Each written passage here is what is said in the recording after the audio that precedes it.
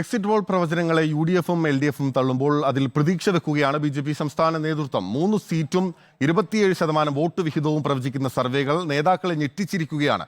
തൃശൂരിനും തിരുവനന്തപുരത്തിനും പുറമെ ആറ്റിങ്ങലും പാലക്കാടും ആലപ്പുഴയിലും ഉൾപ്പെടെ 6 മണ്ഡലങ്ങളിൽ വിജയപ്രതീക്ഷയുണ്ടെന്ന് BJP സംസ്ഥാന അധ്യക്ഷൻ K. സുരേന്ദ്രൻ റിപ്പോർട്ടറിനോട് പറഞ്ഞു.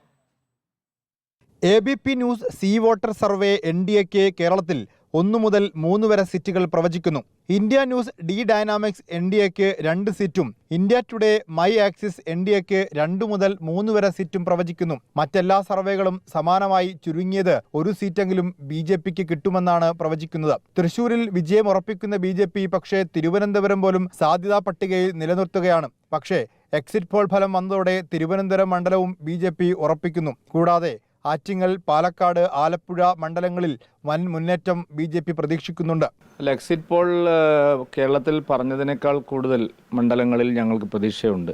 ഏറ്റവും ചുരുങ്ങിയത് ഒരു 6 മണ്ഡലങ്ങളിലെങ്കിലും വിജയിക്കാൻ കഴിയുമെന്നുള്ള പ്രതീക്ഷയാണ് ഞങ്ങൾക്കുള്ളത്. തിരുവനന്തപുരം, ആറ്റിങ്ങൽ, പത്തനംതിട്ട, ആലപ്പുഴ, പാലക്കാട്, കോട്ടയം, തൃശൂർ ഈ മണ്ഡലങ്ങളിലെല്ലാം ഞങ്ങൾ നല്ല വിജയപ്രതീക്ഷ വെച്ച് പുലർത്തുന്നുണ്ട്. ശക്തമായ ത്രികോണ മത്സരവും ന്യൂനപക്ഷ വോട്ട് ബാങ്കിലുണ്ടായ ഭിന്നിപ്പും BJPക്ക് പ്രതീക്ഷ നൽകുന്നുണ്ട്. BJP കേരളത്തിൽ അക്കൗണ്ട് തുറക്കുമെന്ന് ഉറപ്പിക്കുകയാണ് സംസ്ഥാന നേതൃത്വം. റിപ്പോർട്ടർ, കോഴിക്കോട്.